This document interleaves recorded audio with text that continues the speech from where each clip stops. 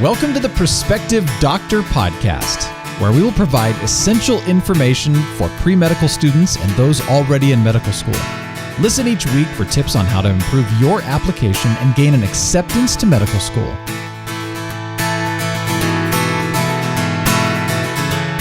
Hi everyone, thank you so much for joining me today. It's Dr. Marinelli here with the Med School Coach and Prospective Doctor podcast.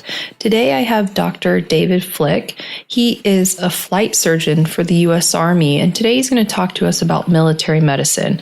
Hi, Dr. Flick. Thanks for joining us. Hi, Dr. Marinelli. Thanks for having me here. Thank you so much for being on our show today. We get a lot of questions about military medicine, and I know when you're applying to medical school and when you're in college, you get a lot of information from different military branches and recruiters that try to provide you with some information and direction on pursuing medicine in the military.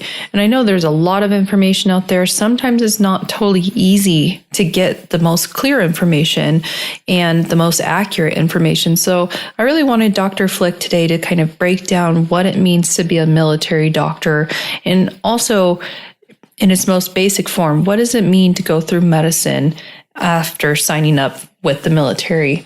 So Dr. Flick, can you start by giving a little bit of an overview of what it means to sign up for the military as a medical student? Sure. There's two main ways to work and obtain a scholarship through the military.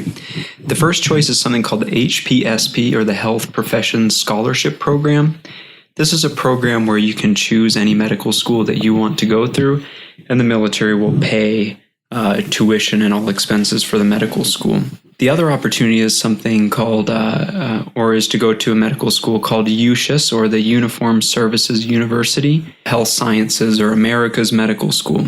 This is a position where you're serving as active duty through the 4 years of medical school, and in return, there's a larger commitment. In general, for HPSP, you owe 4 years for the 4 years of medical school.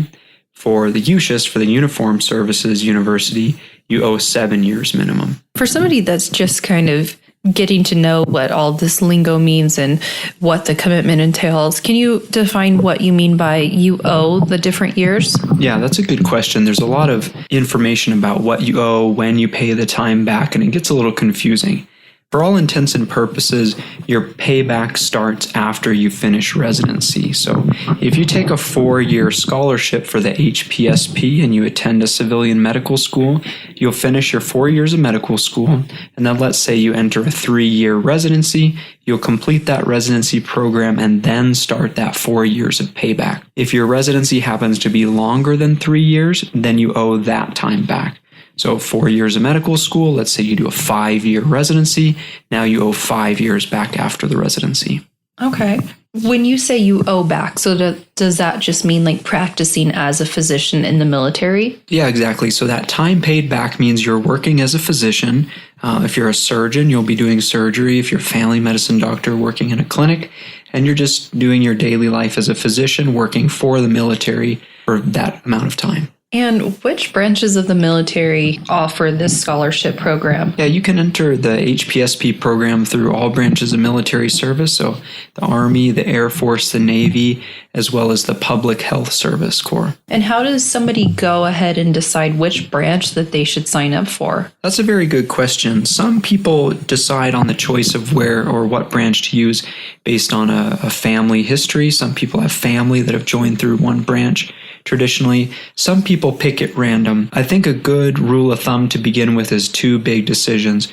One is the size of the branch. The size of the branch determines the amount of funding that branch has for military medicine, and also the number of residency positions available. The largest branch is the Army, and it has the most residency options, which means it gives you more flexibility for picking what you want. And the other decision is where those branches are located. So, for instance, if you're from California and you want to stay in California, the Army has just a few bases in California, opposed to the Navy, which has a lot of bases on the coastline. So I think the two biggest factors are the size of the branch and the locations where they are. Great. So you mentioned residency, and so let's skip ahead a little bit. So for someone in that, let's say they completed their medical education under the HPSP scholarship, and then they're ready to apply to residency. What is that process like for somebody that's in the military? Yeah, the military conducts a separate match, so it's separate from the civilian match, which typically happens, I think, in February or March. The military conducts its match in December timeframe, which is a little bit earlier. It's the same type of process. You still submit your application through the same programs. It's just the match takes place earlier.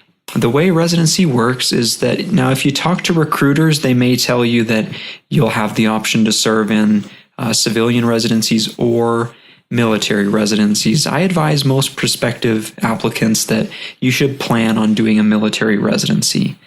The way it works is that suppose if you wanted a civilian deferment to, say, do your residency at UCLA instead of a military hospital, let's say that there's 3 spots for neurosurgery, but the Army is requesting 5 residency positions or 5 people in neurosurgery, then there's 2 extra spots that the military can't fill up on their own, so they defer 2 more to the civilian world. So there's a couple of civilian deferments per year, but the majority of medical students that go through either HPSB or they go to the military medical school end up doing their residency at a military hospital. Okay, great. And you mentioned this a little bit more earlier, but just to clarify, and I know that this is a question that we get asked a lot, is if you join the military as a medical student, does your medical education get paid for? Yeah, HPSB covers all funds for medical school, and that includes tuition, book fees, test fees. The military provides a stipend for living expenses that are paid out to you each month. You'd have to probably check current recruiters or websites to know what that stipend is at the current moment.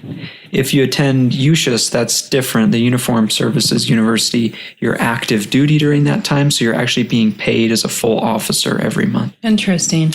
So I know a lot of people think about the military scholarship because of just that very fact of their medical education getting paid for. I mean, that's pretty enticing when you consider the average debt that most people come out of medical school with. What are some of the other benefits of joining the military? That's probably the best point to bring up, as a lot of people are attracted to the scholarship program because of the money. I usually advise people that if they're going into it just for the money, that's probably not the best reason. But there's lots of other benefits too. So military medical students receive extra training and leadership opportunities. You attend a basic officer leadership course. And there's also kind of leadership curriculum built into the Uniformed Services University, as well as into most military residencies. As you progress through your military career, you're also enabled or encouraged to take on further leadership positions, so you end up with more leadership training. You also have the opportunity to do some traveling if that's something you're interested in too. There's deployments to austere environments throughout the world, as well as different stations throughout the world, including Europe, in Hawaii, for example. So if you're interested in travel, that's another benefit as well. So let's flip that around. What are some of the drawbacks of being in the military? Yeah, that's a good question. And some of those benefits can also be looked at as drawbacks too. So especially if you have a family already, moving your family around the world can be difficult. Generally, medical officers serve in their position for anywhere from 2 to 3 years at a time. So if you owe about 4 years to serve as a military physician, you're probably going to do at least 2 moves, including 1 move for residency as well. So moving can be a difficult process. It can interrupt family life, especially if you have kids in school. That's one drawback for some people. It can also be a benefit. Working in the military is a little bit different than the civilian world.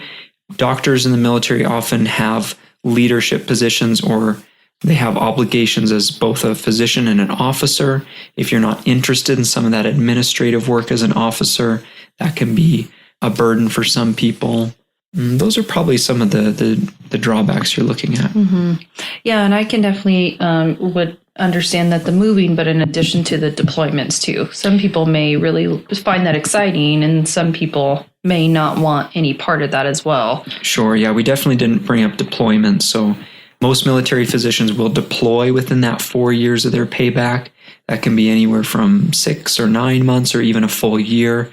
And that might be somewhere that's not so austere, like somewhere in Germany, or it may be typically where you think of where the military deploys in the Middle East. Yeah, and that can be definitely a little bit difficult, especially if you're trying to establish yourself as a attending physician or trying to develop a practice eventually or in the place that you live. I can understand that is definitely something to take into account. One kind of final question, Dr. Flick, that we get really, really often, and I've tried to explain this to people that I work with, but hopefully you can kind of put it in words the best. Lots of people ask me, does joining the military help you get into medical school? That's a good question, and something that I thought of when I was applying to medical school too. I kind of assumed that maybe a school would be more likely to take me since they have guaranteed funding for the education, but that's actually not true at all. Medical admissions look strictly for the best applicants that suit the school the best. So whether you're going to be coming up with funding through financial aid or through your own means or family or the military, medical schools really don't care about that. So no, there's no competitive advantage to being a scholarship holder. And what about for the military medical school as well? In the same regard, they're just looking for dedicated applicants. So in that case, you're actually applying to the school, and if you're selected, you're commissioned on active duty. So it's not, in that sense, you're not getting the scholarship before you enter medical school. Right. Any last thoughts or final tips for people that are maybe applying this year or got into medical school and are considering the military scholarship? I would say to prospective applicants that if they're interested in military medicine, try to find a base near where you're located, see if you can reach out and get in touch with some of the physicians that work there. Spend some time trying to shadow them, pick their brain and see what they like about the military, what they don't like about the military, what it's like to treat soldiers and airmen and things like that. Spend your time researching online too, but I caution people that most people that get on to share their opinion about military medicine on the internet usually are the people that don't like military medicine. You're not going to find happy military physicians really going out of their way to talk about how great the military is. So take everything you read with a grain of salt and see if you can get in touch with practicing physicians yourself. Well, great. Thank you so much, Dr. Flick. And for everybody out there, Dr. Flick is one of our physician advisors at Med School Coach, and he has worked with a lot of people that are either from the military or thinking about going the military route. So he is a great resource if you have any further questions. Dr. Flick, thanks so much for joining us today. Thanks, Dr. Marinelli. Bye, everyone. We'll talk to you next week. Our mission is to inspire, encourage, and inform students as you journey through a rigorous and intricate process of achieving your dreams in medicine. Visit us at prospectivedoctor.com for more essential resources in your medical school journey.